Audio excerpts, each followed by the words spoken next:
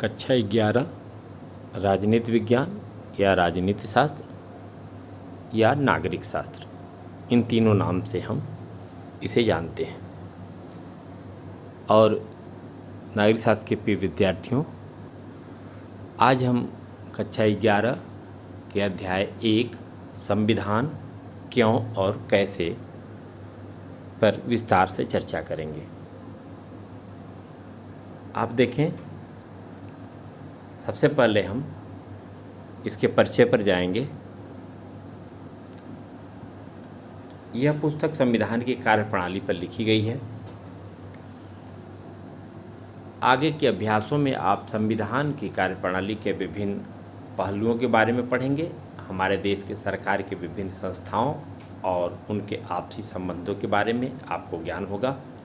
लेकिन इसके पहले कि आप चुनाव, सरकार, राष्ट्रपति और प्रधानमंत्री के बारे में पढ़ें, यह समझना जरूरी है कि सरकार के पूरे ढांचे और सरकार की संस्थाओं को नियंत्रित करने वाले विभिन्न सिद्धांतों की उत्पत्ति भारत के संविधान में हुई है।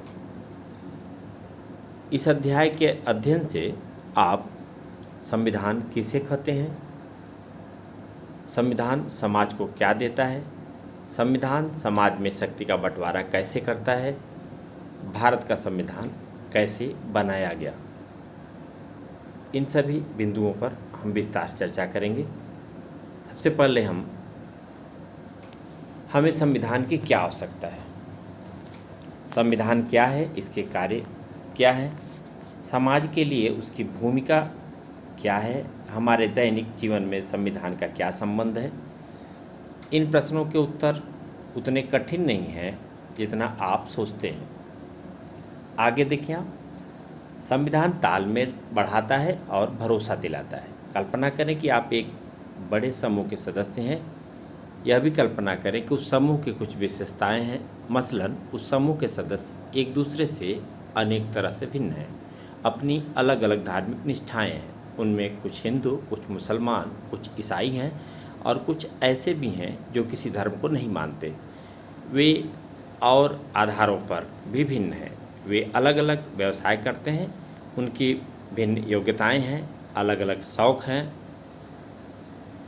और सिनेमा से लेकर किताबों तक उनकी पसंद अलग अलग है।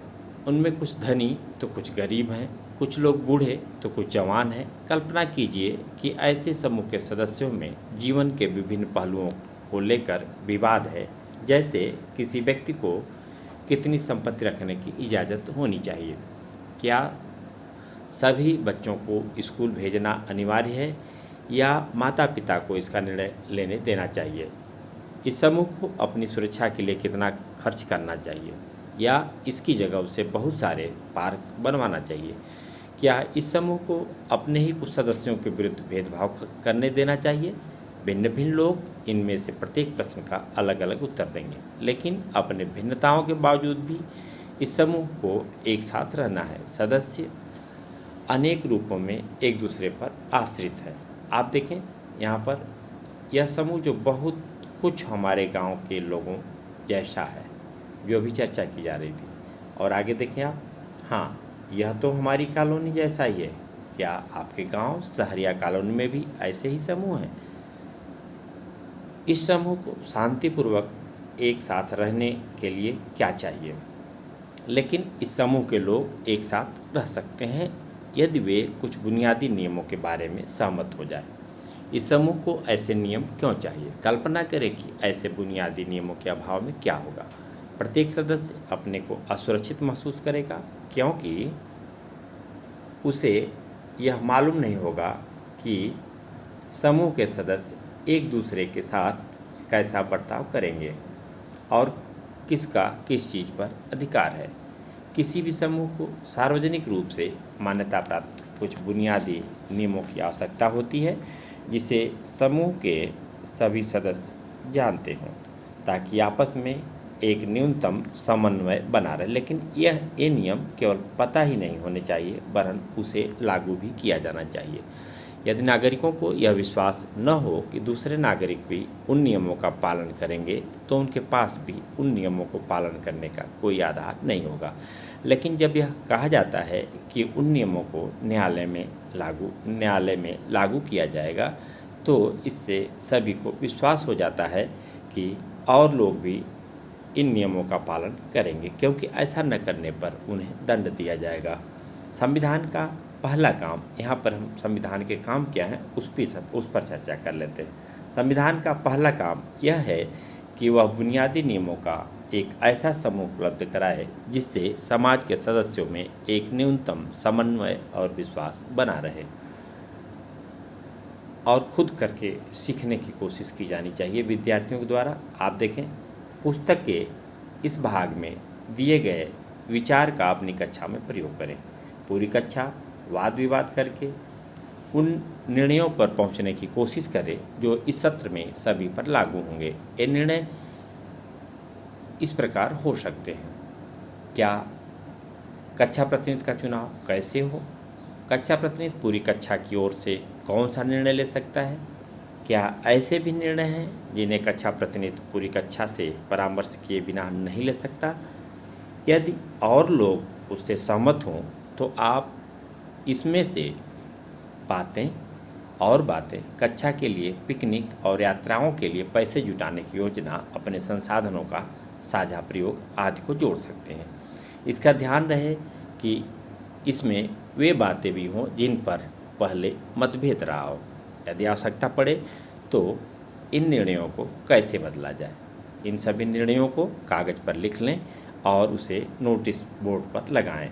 इन निर्णयों को लेने में आपको किन कठिनाइयों का सामना करना पड़ा? क्या विभिन्न छात्रों में इस पर मतभेद था? उस मतभेदों को आपने कैसे सुलझाया? क्या इस प्रक्रिया से पूरी कक्षा को कुछ लाभ हुआ? आगे देखिए आप, निर्णय निर्माण शक्ति की विशेषताएं। संविधान कुछ ऐसी बुनियादी सिद्धांतों का समूह है जिसके आधार पर राज्य का निर्माण और शासन होता है। लेकिन ये बुनियादी नियम क्या हों और ऐसी कौन सी बात है जो उन्हें बुनियादी बना देती है? पर हाँ, सबसे पहले आपको यह तय करना पड़ेगा कि जिन नियमों के आधार पर समाज का शासन होता है उन्हें बनाएगा कौन। आपको क नियम बनाने की इच्छा है लेकिन दूसरे लोग ख नियम बनाना चाहते हैं। फिर यह कैसे तय किया जाए कि किसकी इच्छा वाले नियमों से हम पर शासन हो? जिन नियमों के अंतर्गत आप सभी को रखना चाहते हैं वे आपको सर्वश्रेष्ठ लग सकते हैं, लेकिन दूसरे लोगों को लगता है कि उनके द्वारा सुझाए गए नियम सर्वश्रेष्ठ हैं। इस विवाद को कैसे सुलझाया जाए? अतः यह निर्णय करने से पहले हमारे समूह को किन नियमों में शासित होना है, हमें वास्तव में यह तय करना पड़ेगा कि उन नियमों को बनाएगा कौन। संविधान ही इस प्रश्न का भी उत्तर देता है। वह समाज में शक्ति के मूल वितरण को स्पष्ट करता है। संविधान यह तय करता है कि कानून कौन बनाएगा। इस प्रश्न का उत्तर सैद्धांतिक रूप में कई प्रकार से दिया जा सकता है। राजतंत्र में कानून का निर्माण राजा करता है, जबकि कुछ संविधान जैसे पुराने सोवियत संघ के संविधान में निर्णय करने का अधिकार केवल एक पार्टी को दिया गया था। लेकिन लोकतांत्रिक संविधानों में निर्णय मोटे तौर पर जनता लेती है। लेकिन यह विषय इतना सरल नहीं है। यदि यह मान भी लिया जाए कि जनता निर्णय लेती है, तब भी यह प्रश्न अनुत्तरित रह जाता है कि जनता निर्णय कैसे लेती है। क्या कोई कानून बनाने के लिए सभी लोगों को सहमत होना चाहिए? प्राचीन यूनान की पद्धति के अनुसार क्या प्रत्येक मुद्दे पर सभी लोगों को वोट देना चाहिए, या लोगों को अपने निर्वाचित प्रतिनिधियों के द्वारा अपनी राय को व्यक्त करना चाहिए? लेकिन लोगों को अपने प्रतिनिधि के माध्यम से काम करना हो तो फिर उन प्रतिनिधियों का चयन कैसे हो और कुल कितने प्रतिनिधि हों? उदाहरण के लिए भारतीय संविधान में स्पष्ट किया गया है कि अधिकतर कानून संसद बनाएगी। इस संसद का गठन भी एक विशेष प्रकार से किया जाएगा। किसी समाज में कानून कैसे हैं इसे देखने के पहले उन कानून को बनाने का अधिकार रखने वालों को पहचानना होगा। या संसद को कानून बनाने का अधिकार है तो पहले उसे यह अधिकार देने वाला कोई कानून होना चाहिए। यह काम संविधान करता है। संविधान वह सत्ता है जो सर्वप्रथम सरकार बनाती है।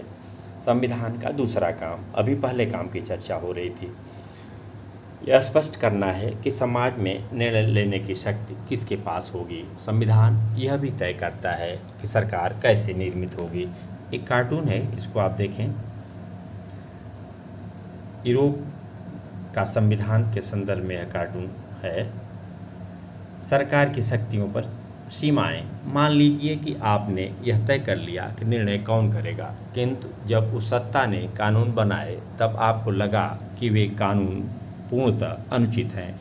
उदाहरण के लिए उसने आपको अपने धर्म का पालन करने से रोक दिया, या उसने यह निर्णय लिया कि किसी खास किस्म के रंग वाले वस्त्र नहीं पहने जा सकते, या आप कुछ विशेष गीत गाने को स्वतंत्र नहीं हैं, या किसी विशेष समूह धर्म जाति के लोगों को सदैव दूसरों की सेवा करनी पड़ेगी और उन्हें किसी प्रकार की संपत्ति रखने का अधिकार भी नहीं होगा, या सरकार किसी को भी मनमाने तरीके से गिरफ्तार कर सकती है, या किसी एक खास रंग वाले लोगों को ही कुएं से पानी भरने की इजाज़त दी जाएगी। स्वाभाविक है कि आपको यह कानून अनुचित और अन्यायपूर्ण लगेंगे, यद्यपि ये सभी कानून उस सरकार द्वारा बनाए गए जो एक विशेष प्रक्रिया का पालन करके बनी थी। लेकिन सरकार द्वारा ऐसे कानूनों को बनाने के पीछे ज़रूर कोई अन्यायपूर्ण बात रही होगी। आप देख लें, ऊपर का जो कार्टून आपको दिखाया गया था, यूरोपीय संघ के देशों ने एक यूरोपीय संविधान बनाने की कोशिश की और उनकी कोशिश असफल हो गई। उससे संदर्भित है। कार्टूनिस्ट ने संविधान निर्माण के उनके प्रयास को मारपीट और झगड़े से भरी कोशिश के रूप में देखा। क्या संविधान निर्माण की प्रक्रिया हमेशा ऐसे ही होती है? अतः संविधान का तीसरा काम यह है कि वह सरकार द्वारा अपने नागरिकों पर लागू किए जाने वाले कानूनों पर कुछ सीमाएं लगाए। ये सीमाएं उस रूप में मौलिक होती हैं कि सरकार कभी उसका उल्लंघन नहीं कर सकती। संविधान सरकार की शक्तियों को कई तरह से सीमित करता है। सरकार की शक्तियों को सीमित करने का सबसे सरल तरीका यह है कि नागरिकों के रूप में हमारे मौलिक अधिकारों को स्पष्ट कर दिया जाए और कोई भी सरकार कभी भी उनका उल्लंघन न कर सके। इन अधिकारों का वास्तविक स्वरूप और व्याख्याएं भिन्न भिन्न संविधानों में बदलती रहती हैं, लेकिन अधिकतर संविधानों में कुछ विशेष मौलिक अधिकार सदैव पाए जाते हैं। नागरिकों को मनमाने ढंग से बिना किसी कारण के गिरफ्तार करने के विरुद्ध सुरक्षा प्राप्त है। यह सरकार की शक्तियों के ऊपर एक मूलभूत सीमा है। नागरिकों को सामान्यतः कुछ मौलिक स्वतंत्रताओं का अधिकार है, जैसे भाषण की स्वतंत्रता, अंतरात्मा की आवाज़ पर काम करने की स्वतंत्रता, संगठन बनाने की स्वतंत्रता आदि। व्यवहार में इन अधिकारों को राष्ट्रीय आपातकाल में सीमित किया जा सकता है और संविधान उन परिस्थितियों का भी उल्लेख करता है जिनमें इन अधिकारों को वापस लिया जा सकता है। आप देख लें। ओह, तो इसका मतलब यह है कि पहले आप एक राक्षस बनाएं, तार्किक दृष्टि विकसित होनी चाहिए और फिर खुद को उससे बचाने की चिंता करें। मैं तो यही कहूँगा कि फिर इस राक्षस जैसी सरकार को बनाया ही क्यों जाए। आगे देखिए आप, समाज की आकांक्षाएं और लक्ष्य।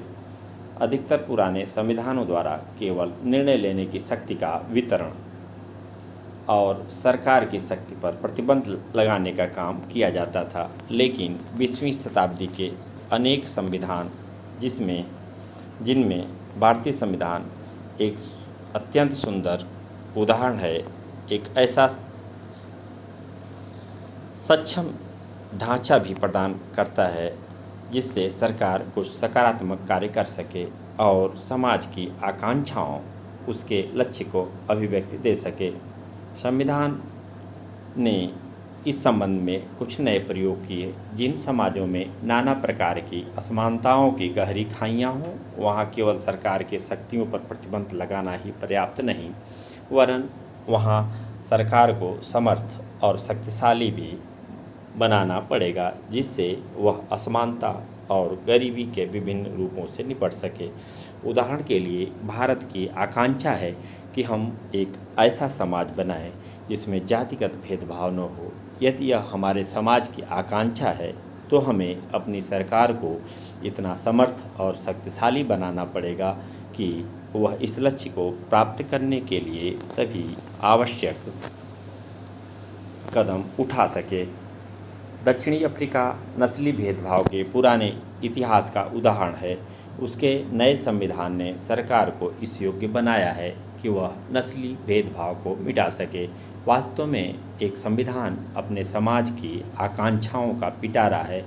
उदाहरण के लिए भारत में संविधान निर्माताओं की इच्छा थी कि समाज के प्रत्येक व्यक्ति को बुनियादी भौतिक ज़रूरतें और शिक्षा सहित वह सब कुछ मिलना चाहिए जिसके आधार पर वह गरिमा और सामाजिक आत्मसम्मान से भरा हुआ जीवन जी सके। भारतीय संविधान सरकार को वह सामर्थ्य प्रदान करता है। कार्टून देखें आप, बूझें आप, विवेक का इस्तेमाल करें। देखें, एक तरफ लिखा हुआ है वंदे मातरम, दूसरे तरफ जनगण मन, और जवाहरलाल नेहरू के बीच में तस्वीर है।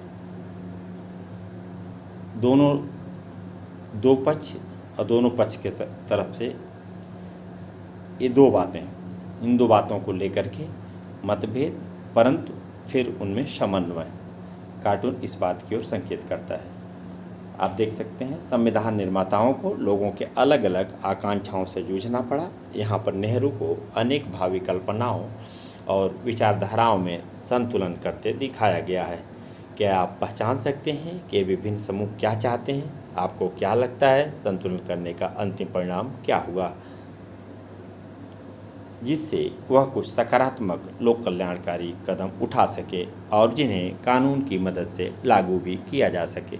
जैसे जैसे हम भारतीय संविधान को पढ़ते हैं, हमें पता चलता है कि ऐसी सामर्थ्य प्रदान करने वाले प्रावधानों को हमारे संविधान की प्रस्तावना का समर्थन प्राप्त है और वे संविधान के मौलिक अधिकारों वाले भाग में पाए जाते हैं। संविधान का चौथा काम है कि वह सरकार को ऐसी क्षमता प्रदान करे जिससे वह जनता की आकांक्षाओं को पूरा कर सके और एक न्यायपूर्ण समाज की स्थापना के लिए उचित परिस्थितियों का निर्माण कर सके। संविधान के समर्थ बनाने वाले प्रावधान। संविधान सरकार की शक्तियों को नियंत्रित करने वाले नियमों और कानूनों का ही नाम नहीं है, वह सरकार को ऐसी शक्तियां भी देता है जिससे वह समाज की सामूहिक भलाई के लिए काम कर सके। दक्षिण अफ्रीका का संविधान सरकार को अनेक उत्तरदायित्व सौंपता है। वह सरकार को पर्यावरण संरक्षण को बढ़ावा देने और अन्यायपूर्ण भेदभाव से व्यक्तियों और समूहों को बचाने का प्रयास करने के लिए कदम उठाने का अधिकार देता है। यह प्रावधान भी करता है कि सरकार धीरे धीरे सभी के लिए पर्याप्त आवास और स्वास्थ्य सुविधाएं उपलब्ध कराए। आप देख लें, राज्य के नीति निर्देशक तत्व भी सरकार ने लोगों की कुछ आकांक्षाएं पूरी करने की अपेक्षा करते हैं। संविधान में अच्छी बात लिखने में क्या जाता है, लेकिन ऐसी ऊंची आकांक्षाओं और लक्ष्यों को लिखने का मतलब क्या है यदि वे लोगों के जीवन को बदल न सकें। आगे देखिए आप, इंडोनेशिया में सरकार की जिम्मेदारी है कि वह राष्ट्रीय शिक्षा व्यवस्था बनाए और उसका संचालन करे। इंडोनेशिया का संविधान यह भी सुनिश्चित करता है कि सरकार गरीब और अनाथ बच्चों की देखभाल करेगी। राष्ट्र की बुनियादी पहचान। आखिरी और शायद सबसे महत्वपूर्ण बात यह है कि संविधान किसी समाज की बुनियादी पहचान होता है। इसका अर्थ यह है कि संविधान के माध्यम से ही किसी समाज की एक सामूहिक इकाई के रूप में पहचान होती है। इस सामूहिक पहचान को बनाने के लिए हमें इस संबंध में कुछ बुनियादी नियमों पर सहमत होना पड़ता है। हम पर शासन कैसे होगा और शासितों में कौन कौन से लोग होंगे। संविधान बनने के पहले हमारी अन्य अनेक प्रकार की पहचान या अस्मिताएं होती हैं, लेकिन कुछ बुनियादी नियमों और सिद्धांतों पर सहमत होकर हम अपनी मूलभूत राजनीतिक पहचान बनाते हैं। दूसरा, संवैधानिक नियम हमें एक ऐसा विशाल ढांचा प्रदान करते हैं, इसके अंतर्गत हम अपनी व्यक्तिगत आकांक्षाओं, लक्ष्य और स्वतंत्रताओं का प्रयोग करते हैं। संविधान आधिकारिक बंधन लगाकर यह तय कर देता है कि कोई क्या कर सकता है और क्या नहीं। अतः संविधान हमें एक नैतिक पहचान भी देता है। तीसरा और अंतिम, अब शायद यह संभव हो सका है कि अनेक बुनियादी राजनीतिक और नैतिक नियम विश्व के सभी प्रकार के संविधानों में स्वीकार किए गए हैं। अगर हम दुनिया भर के संविधानों को देखें तो हमें सरकारों के अलग अलग स्वरूप और विविध प्रकार की प्रक्रिया दिखाई देंगी, लेकिन उनमें काफ़ी कुछ साझा भी है। अधिकतर संविधान कुछ मूलभूत अधिकारों की रक्षा करते हैं और ऐसी सरकारें संभव है जो किसी न किसी रूप में लोकतांत्रिक होती हैं, लेकिन राष्ट्रीय पहचान की अवधारणा अलग अलग संविधानों में अलग अलग ढंग की होती हैं। ज़्यादातर राष्ट्र विभिन्न जटिल ऐतिहासिक परंपराओं के सम्मिलन से बसते हैं। वे उस राष्ट्र में रहने वाले विभिन्न समूहों को कई तरीकों से आपस में मिला लेते हैं। जैसे जर्मनी का निर्माण जर्मन नस्ल के आधार पर हुआ। संविधान ने इस पहचान को अभिव्यक्ति दी। दूसरी ओर भारतीय संविधान जातीयता या नस्ल को नागरिकता के आधार के रूप में मान्यता नहीं देता। विभिन्न राष्ट्रों में देश की केंद्रीय सरकार और विभिन्न क्षेत्रों के बीच के संबंध को लेकर भिन्न भिन्न अवधारणाएं होती हैं। यह संबंध उस देश की राष्ट्रीय पहचान बनाता है। आप आगे बढ़ें, इसके पहले आप देखें, यह कार्टून देखें, विद्यार्थियों को बता दें प्रत्येक चित्र 1000 शब्द के बराबर होता है। कार्टून देखें आप, जिसमें अब वे सब हाथ मिलाने के लिए तैयार हो गए हैं। अब हम जल्दी ही संविधान बना लेंगे। कार्टून है बगदाद, इराक के संदर्भ में यह है। आप देखें यहाँ पर 3 समूह हैं, शिया, सुन्नी और कुर्द। आपस में किस प्रकार का मतभेद है। मेरे पास कागज़ है, संविधान मैं लिखूँगा। एक गुट कह रहा है इस बात को, दूसरा पक्ष कह रहा है मेरे पास कलम है, संविधान मुझे लिखना चाहिए। और तीसरा पक्ष कह रहा है मेरे पास इंक है, संविधान मुझे लिखने दो। यह कार्टून यह बताने में पूर्णतया सक्षम है कि किस प्रकार से संविधान के निर्माण में वैचारिक मतभेद अत्यधिक हैं। इराक में सद्दाम हुसैन की सत्ता खत्म होने पर एक नए संविधान की रचना करने में देश के विभिन्न जाति समूहों में काफ़ी संघर्ष दिखाई दिया। यह भिन्न भिन्न लोगों की मांगें हैं। इसमें दिखाए गए संघर्ष की यूरोपीय संघ और भारत के संबंध में पिछले कार्टून में दिखाए गए संघर्ष से विद्यार्थी तुलना करेंगे। और आप देखें संविधान की सत्ता। हमने संविधान द्वारा किए जाने वाले कुछ कार्यों की रूपरेखा प्रस्तुत की है। कहाँ पहुँचे, क्या समझे। भारतीय और अन्य संविधानों में कुछ प्रावधान दिए गए हैं। बताएं कि इनमें प्रत्येक प्रावधान का क्या कार्य है। सरकार किसी भी नागरिक को किसी धर्म का पालन करने या न करने की आज्ञा नहीं दे सकती। सरकार को आय और संपत्ति की असमानता को कम करने का प्रयास अवश्य करना चाहिए। राष्ट्रपति के पास प्रधानमंत्री को नियुक्त करने की शक्ति है। संविधान वह सर्वोच्च कानून है जिसका सभी को पालन करना पड़ता है। भारतीय नागरिकता किसी खास नस्ल, जात या धर्म तक सीमित नहीं है। इस तरफ आप देखें सरकार की शक्ति या सीमा। इन प्रमुख बातों के माध्यम से यह स्पष्ट की गई है। इन कार्यों से स्पष्ट होता है कि क्यों अधिकतर समाजों में एक संविधान होता है, लेकिन संविधान के बारे में हम 3 और प्रश्न कर सकते हैं। संविधान क्या है? संविधान कितना प्रभावी है? क्या संविधान न्यायपूर्ण है? अधिकतर देशों में संविधान एक लिखित दस्तावेज के रूप में होता है जिनमें राज्य के बारे में कई प्रावधान होते हैं। वह प्रावधान बताते हैं कि राज्य का गठन कैसे होगा और वह किन सिद्धांतों का पालन करेगा। जब हम किसी देश के संविधान की बात करते हैं तो सामान्य रूप से हम उसी दस्तावेज का जिक्र जिक्र कर रहे होते हैं, लेकिन कुछ देशों जैसे इंग्लैंड के पास ऐसा कोई दस्तावेज नहीं है जिसे संविधान कहा जा सके, बल्कि उनके पास दस्तावेजों और निर्णयों की एक लंबी श्रृंखला है जिसे सामूहिक रूप से संविधान कहा जाता है। अतः हम कह सकते हैं कि संविधान वह दस्तावेज या दस्तावेजों का पुंज है जो उन कार्यों को करने का प्रयास करता है जिसका ऊपर हमारे द्वारा उल्लेख किया जा चुका है। लेकिन विश्व में अनेक संविधान केवल कागज पर ही होते हैं, वे केवल थोथे शब्द होते हैं और कुछ नहीं।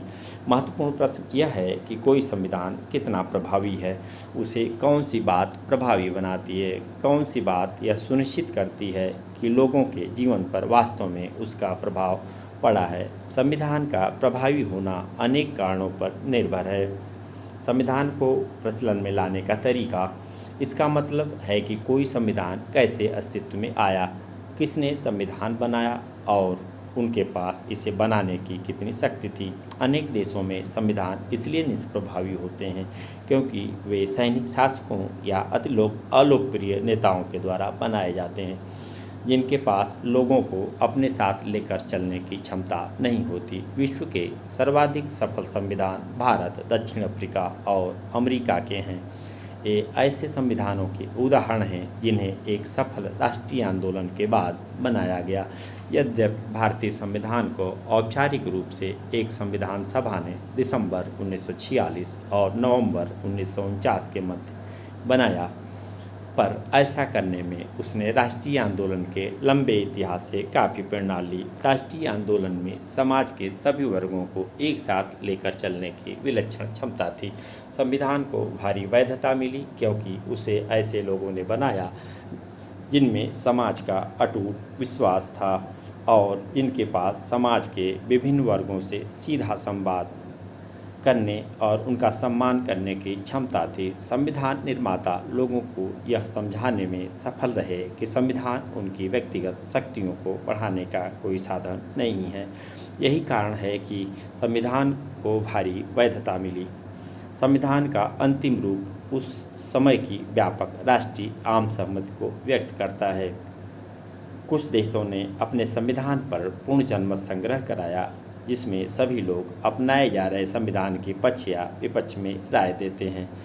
भारतीय संविधान पर ऐसा कोई जनमत संग्रह नहीं कराया गया। आप देख लें, यहाँ पर लोगों को जब यह पता चलता कि उनका संविधान न्यायपूर्ण नहीं है तो वे क्या करते हैं। ऐसे लोगों का क्या होता है जिनका संविधान केवल कागज़ पर ही होता है। विचारणीय बिंदु है विद्यार्थियों के लिए, इससे नई प्रेरणा जगती है। भारतीय संविधान पर ऐसा कोई जनमत संग्रह नहीं हुआ, लेकिन इसे लोगों की ओर से प्रबल शक्ति प्राप्त थी क्योंकि यह बहुत ही लोकप्रिय नेताओं की सहमति और समर्थन पर आधारित था और लोगों ने उसके प्रावधानों पर अमल करके उसे अपना लिया। संविधान बनाने वालों का प्रभाव भी एक हद तक संविधान की सफलता की संभावना सुनिश्चित करती है। संविधान के मौलिक प्रावधान, एक सफल संविधान की यह विशेषता है कि वह प्रत्येक व्यक्ति को संविधान के प्रावधानों का आदर करने का कोई कारण अवश्य देता है। उदाहरण के लिए, जिस संविधान में बहुसंख्यकों को समाज के अल्पसंख्यक समूहों का उत्पीड़न करने की अनुमति दी गई हो, वहाँ अल्पसंख्यकों के पास कोई कारण नहीं होता कि वे संविधान के प्रावधानों का आदर करें। कोई संविधान अन्य लोगों की तुलना में कुछ लोगों को ज़्यादा सुविधाएं देता है या सुनियोजित ढंग से समाज के छोटे छोटे समूहों की शक्ति को और मजबूत करता है, तो उसे जनता की निष्ठा मिलनी बंद हो जाएगी। यदि कोई समूह यह महसूस करे कि उसकी पहचान को दबाया जा रहा है, तो उसके पास संविधान को मानने का कोई कारण नहीं होगा। कोई भी संविधान खुद से न्याय के आदर्श रूप की स्थापना नहीं करता, लेकिन उसे लोगों को विश्वास दिलाना पड़ता है कि वह बुनियादी न्याय को प्राप्त करने के लिए ढांचा उपलब्ध कराता है। आगे हम बढ़ें, इसके पहले हम नेपाल के संदर्भ में थोड़ी चर्चा कर लें। नेपाल के संविधान निर्माण का विवाद। संविधान बनाना कोई आसान और सुगम कार्य नहीं है। नेपाल संविधान बनाने की एक जटिल प्रक्रिया का उदाहरण है। 1948 के बाद से नेपाल में 5 संविधान बनाए जा चुके हैं। 1948, 1951, 1959, 1962 और 1990 में, लेकिन ये सभी संविधान नेपाल नरेश द्वारा प्रदान किए गए। 1990 में संविधान द्वारा बहुदलीय लोकतंत्र की शुरुआत की गई, पर अनेक क्षेत्रों में नरेश के पास अंतिम शक्तियां बनी रहीं। पिछले वर्षों में नेपाल में सरकार और राजनीति की पुनर्संरचना के लिए सशस्त्र राजनीतिक आंदोलन चल रहा था। उसमें प्रमुख मुद्दा यही था कि संविधान में राजा की भूमिका क्या होना चाहिए। नेपाल के कुछ समूह राजतंत्र नामक संस्था को ही खत्म करने और गणतांत्रिक सरकार की स्थापना के पक्ष में थे। कुछ लोगों का मानना था कि राजा को सीमित भूमिका के साथ संवैधानिक राजतंत्र का बना रहना उपयोगी रहेगा। स्वयं राजा भी शक्तियों को छोड़ने के लिए तैयार नहीं था। राजा ने अक्टूबर 2002 में समस्त शक्तियों को अपने हाथ में ले लिया। बहुत सारे राजनीतिक दल और संगठन एक नई संविधान सभा के गठन की मांग कर रहे थे। नेपाली कम्युनिस्ट पार्टी माओवादी जनता द्वारा चुनी गई संविधान सभा के संघर्ष में सबसे आगे थी। अंततः जन प्रदर्शन के दबाव के सामने झुकते हुए राजा को एक ऐसी सरकार बनवानी पड़ी जो आंदोलनकारी दलों को स्वीकार्य थी। इस सरकार ने राजा की लगभग सभी शक्तियां छीन लीं। 2008 में नेपाल ने राजतंत्र को खत्म किया और लोकतांत्रिक गणराज्य बन गया। अंततः नेपाल ने 2015 में नए संविधान को अपनाया। ये नेपाल के संदर्भ में आपको बताया गया, और आप इस विचार को प्रयोग में लाएं। स्वयं अपने से यह प्रश्न पूछिए, समाज के कुछ बुनियादी नियमों में ऐसी कौन सी चीज़ें होनी चाहिए जिनसे सभी लोगों को उन्हें मानने का एक कारण मिल सके। कोई संविधान अपने सभी नागरिकों की स्वतंत्रता और समानता की जितनी अधिक सुरक्षा करता है, उसकी सफलता की संभावना उतनी ही बढ़ जाती है। मोटे तौर पर कहें तो क्या भारतीय संविधान प्रत्येक नागरिक को एक ना एक ऐसा कारण देता है जिससे वह उसकी सामान्य रूपरेखा का समर्थन कर सके। इस पुस्तक इन बातों को पढ़ने के बाद, आप सुनने के बाद, आप इस प्रश्न का हाँ में उत्तर देने की स्थिति में हो जाएंगे। संस्थाओं की संतुलित रूपरेखा। संविधान को जनता नहीं, प्रायः एक छोटा समूह ही नष्ट कर देता है, क्योंकि वह अपनी शक्तियाँ बढ़ाना चाहता है। ढंग से बनाए संविधान में शक्तियों को इस प्रकार बांट दिया जाता है जिससे कोई एक समूह संविधान को नष्ट न कर सके। संविधान की रूपरेखा बनाने की कारगर विधि यह सुनिश्चित करना है कि किसी एक संस्था का सारी शक्तियों पर एकाधिकार न हो। ऐसा करने के लिए शक्तियों को कई संस्थाओं में बांट दिया जाता है। उदाहरण के लिए भारतीय संविधान शक्ति को एक समान धरातल पर विधायिका, कार्यपालिका और न्यायपालिका जैसी संस्थाओं और स्वतंत्र संवैधानिक निकाय जैसे निर्वाचन आयोग आदि में बांट देता है। इससे यह सुनिश्चित हो जाता है कि यदि कोई एक संस्था संविधान को नष्ट करना चाहे तो अन्य दूसरी संस्थाएं उसके अतिक्रमण को नियंत्रित कर लेंगी। अवरोध और संतुलन के कुशल प्रयोग ने भारतीय संविधान की सफलता सुनिश्चित की है। संस्थाओं की रूपरेखा बनाने में इस बात का भी ध्यान रखा जाता है कि उसमें बाध्यकारी मूल्य, नियम और प्रक्रियाओं के साथ अपनी कार्यप्रणाली में लचीलापन का संतुलन होना चाहिए, जिससे वह बदलती आवश्यकताओं और परिस्थितियों के अनुकूल अपने को ढाल सके। ज़्यादा कठोर संविधान परिवर्तन के दबाव में नष्ट हो जाते हैं, और दूसरी ओर यदि संविधान अत्यधिक लचीला है तो वह समाज को सुरक्षा और पहचान न दे सकेगा। सफल संविधान प्रमुख मूल्यों की रक्षा करने और नई परिस्थितियों के अनुसार स्वयं को ढालने में एक संतुलन रखते हैं। आप भारतीय संविधान निर्माताओं की समझदारी को 9वें अध्याय संविधान एक जीवंत दस्तावेज में आगे महसूस करेंगे, जिसमें भारतीय संविधान को एक जीवंत दस्तावेज की संज्ञा दी गई है। अपने प्रावधानों में परिवर्तन की संभावना और एक हद तक ठोस रूप में संतुलन बैठाकर संविधान सुनिश्चित करता है वह दीर्घायु होगा और जनता का आदर प्राप्त करेगा।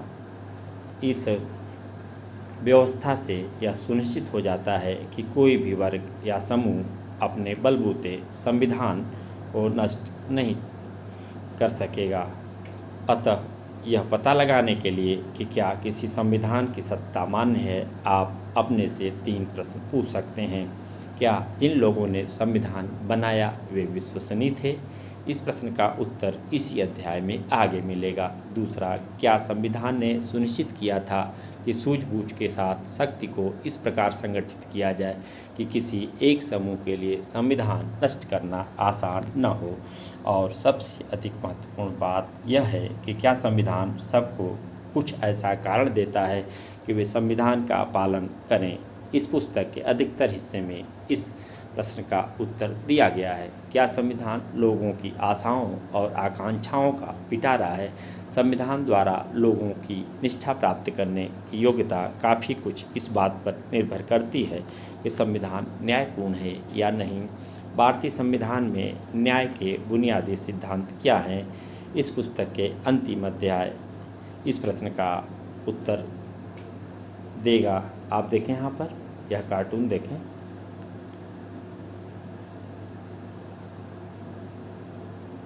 कार्टून बनाने वाले ने नए इराकी संविधान को ताश के पत्तों का महल क्यों कहा?